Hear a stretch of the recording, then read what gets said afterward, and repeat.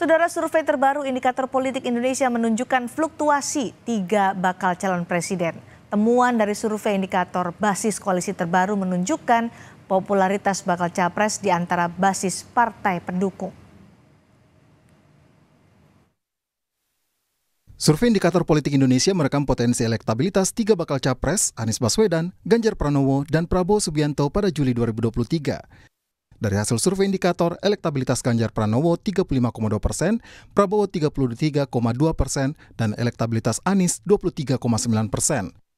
Dari 3 survei yang digelar Indikator Politik Indonesia, tren elektabilitas bakal capres masih fluktuatif dalam 3 bulan terakhir. Peringkat Mas Ganjar dan Pak Prabowo itu selisihnya signifikan dengan Mas Anies di peringkat ketiga.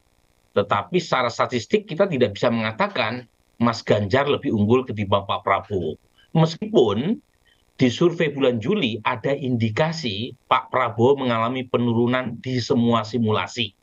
Jadi penurunannya antara 2-3%, tapi secara statistik tidak bisa dibedakan apakah suara Pak Ganjar atau Pak Prabowo lebih tinggi atau tidak ketimbang yang lain.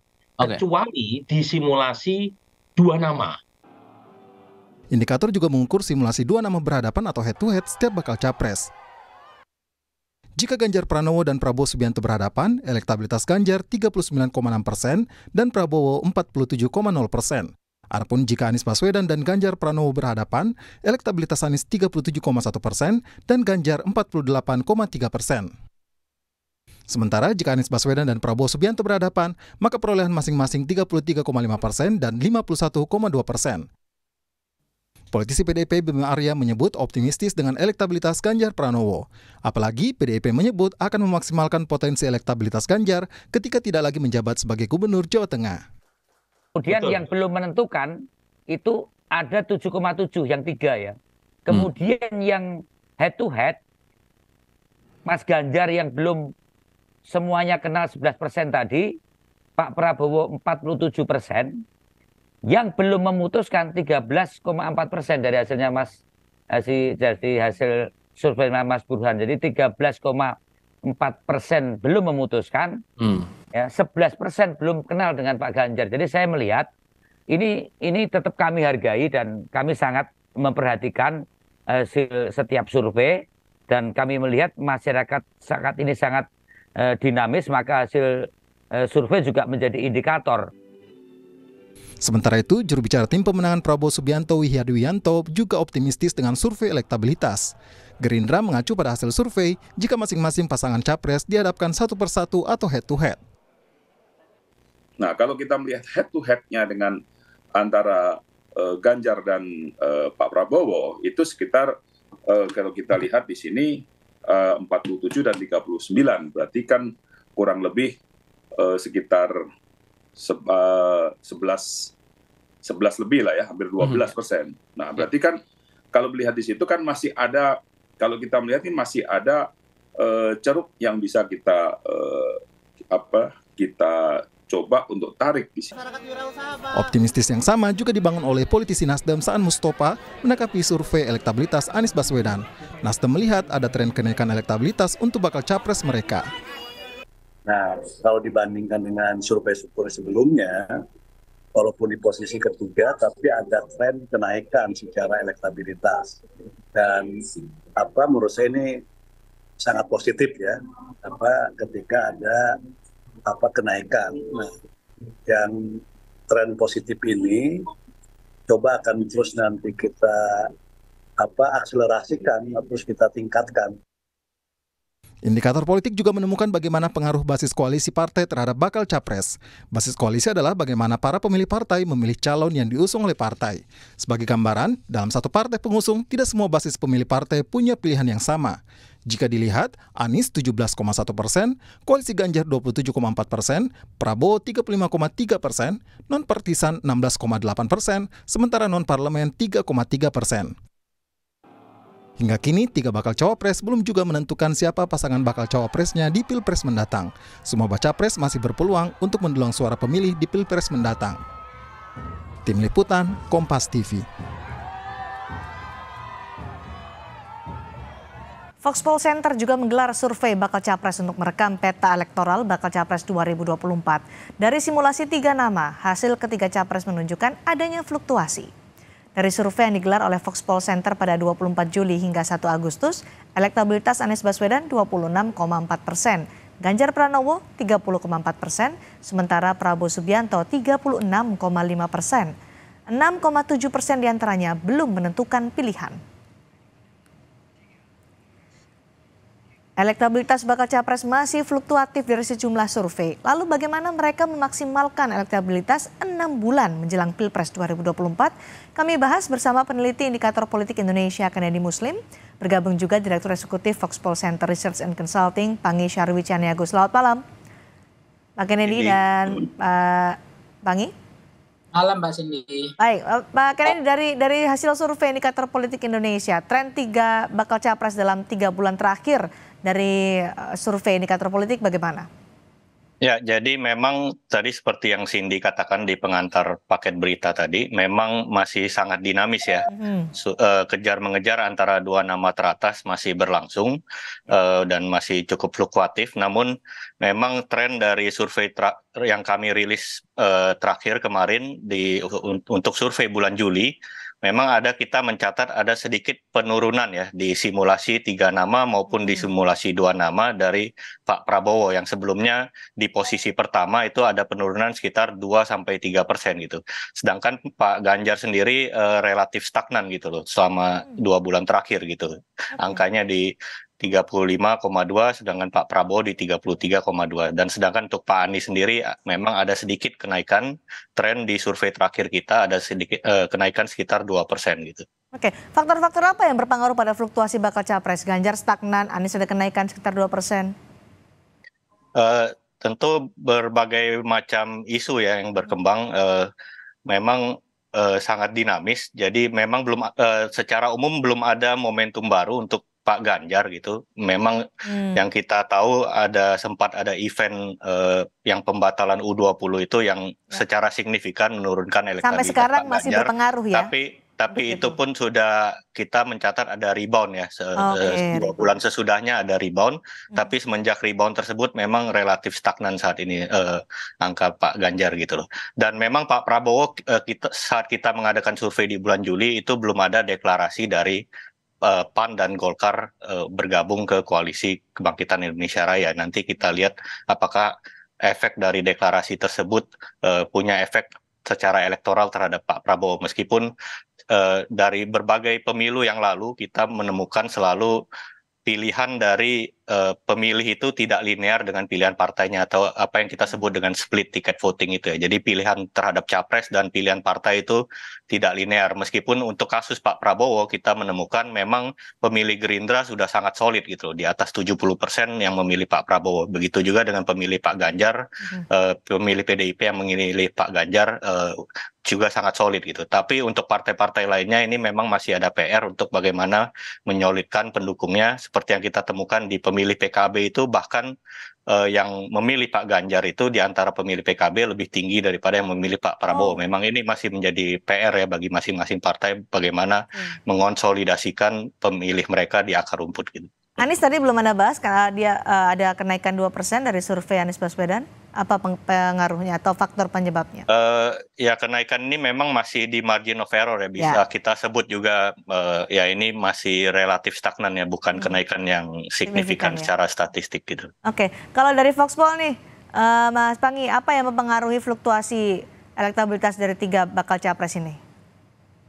Ya, sebenarnya memang fluktuasi itu terjadi karena 2 faktor Mbak Cindy. Pertama adalah faktor koalisi partai hari ini yang terjadi pergeseran. Kita melihat ada merapatnya Golkar, PAN, kemudian ada partai-partai lain yang mulai migrasi mendukung Pak Prabowo. Ini juga akan cenderung mempengaruhi peta politik dalam komposisi tren elektoral pada posisi capres. Maka dalam simulasi 9 nama kita sebetulnya memang Prabowo tidak terlalu signifikan kenaikannya dari angka 30%, sekarang sudah 33%. Nah, kalau kita lihat selisihnya dengan Mas Ganjar itu masih di rentang range margin of error. Kita kan 2,8 23%. Sementara Mas Ganjar elektabilitas di 9 nama itu posisi 28%. Itu artinya kalau kita tarik level rentang atas, rentang bawah, ini masih ada kemungkinan rentang atas adalah Pak Prabowo, rentang bawah bisa Mas Ganjar. Tapi Mas Ganjar juga bisa posisinya ini artinya betul-betul saya tidak bisa menyimpulkan di 9 nama ini apakah Pak Prabowo atau Mas Ganjar, karena rentangnya masih di margin of error. Tapi memang posisi Pak Anies masih jauh di bawah di 22%. Padahal survei kita bulan November, Pak Anies itu posisinya nomor 2. Nah, Pak Prabowo nomor 3, Mas Ganjar nomor 1. Nah, ini terjadi pertama adalah perubahan peta komposisi koalisi. Yang kedua adalah ini ada panggung yang dimiliki oleh Pak Prabowo, cenderung hari ini hasil kita endorse Pak Jokowi itu meningkat, Mbak Cindy. Kemarin 15%, sekarang udah 30% pengaruh Pak Jokowi untuk mengendorse preferensi politik pilihan di dalam keputusan memilih presiden. Nah, kalau kita breakdown, kita cross-step datanya, mana pengaruh yang paling besar? Itu cenderung hari ini ternyata bergeser sedikit 1% selisihnya berbeda dengan dulu sebelumnya. Itu endorse Pak Jokowi lebih dominan signifikan pengaruh ke Mas Ganjar. Sekarang endorse Pak Jokowi sudah mulai itu lebih besar signifikan ke Pak Prabowo juga. Padahal belum ada pernyataan dari Presiden Jokowi akan mendukung siapa dalam Pilpres besok ya. Tapi ini sudah terbaca. Kita tunggu Mbak Cindy 14 Oktober apakah 14 Oktober besok apakah Pak Jokowi akan tetap menaruh keranjang yang sama, telur yang berbeda, atau akan memutuskan Mas Ganjar atau Pak Prabowo. Nah, yang ketiga adalah Pak Prabowo ini sering diajak oleh Pak Jokowi intensitas arahnya, misalnya dalam peresmian, kemudian gunting pita, kemudian terakhir ada di Pindad, dan kemudian banyak juga kita melihat ini juga akan mempengaruhi bahwa Pak Jokowi betul-betul memberikan panggung yang cukup besar, gatekeeper terhadap Pak Prabowo. Nah, ini tidak dimiliki Anies. Nah, Mas Ganjar ada, tapi intensitasnya menurut saya sudah mulai kurang. Nah, yang terakhir adalah, ini juga nggak bisa dianggap sepele, tren kenaikan elektabilitas Gerindra itu juga ikut membantu kenaikan elektabilitasnya Pak Prabowo. Nah, ini yang menurut saya ke depannya juga akan ada kemungkinan ini terjadi fluktuasi, tergantung nanti isu, tergantung data itu kapan diambil, dan tergantung nanti termasuk juga kalau bicara tentang split ticket voting, memang tadi kalau kita lihat pemilih partai pengusung Gerindra itu memang straight ticket voting adalah ke Pak Prabowo. Dan pemilihnya Mas PDIP itu straight ticket voting kepada Mas Ganjar. Dan pemilihnya Pak Anies itu straight ticket voting terbagi. Ada sebagian ke Nasdem, ada ke PKS, tapi lebih cenderung ke Nasdem dibanding yang lain. Tapi total efek kalau sebetulnya yang paling besar dirasakan oleh 3 calon presiden kita ini adalah sebetulnya yang paling besar hari ini itu adalah Pak Prabowo. Ini yang ada kelihatan angka bahwa lebih besar karena ada dukungan-dukungan partai lain. Karena kalau kita lihat basis pemilih partai, Mbak Cindy, Partai Golkar cenderung kemana, Partai PAN cenderung kemana, itu kelihatan. Ternyata Golkar itu cenderung ke Pak Prabowo, PAN itu cenderung ke Pak Jokowi, kayak Mas Ganjar maksud saya. Nah, pemilih Nasdem itu splitnya rendah sekali, termasuk PKS itu cenderung kepada Pak Anies. Nah, ini yang membuatkan pemilih partai ini akan mempengaruhi fluktuasi tren kenaikan maju mundurnya elektoral sebuah calon presiden. Maka pertanyaan Mbak Cindy tadi adalah apa yang menjadi faktor penyebab fluktuasi calon presiden ini? Karena pengaruh pilihan pemilih partai grassroots atau pemilih partai itu sangat mempengaruhi. Sementara peta koalisi Mas Ganjar hari ini kan pendukungnya cuma P3. Ini juga problem.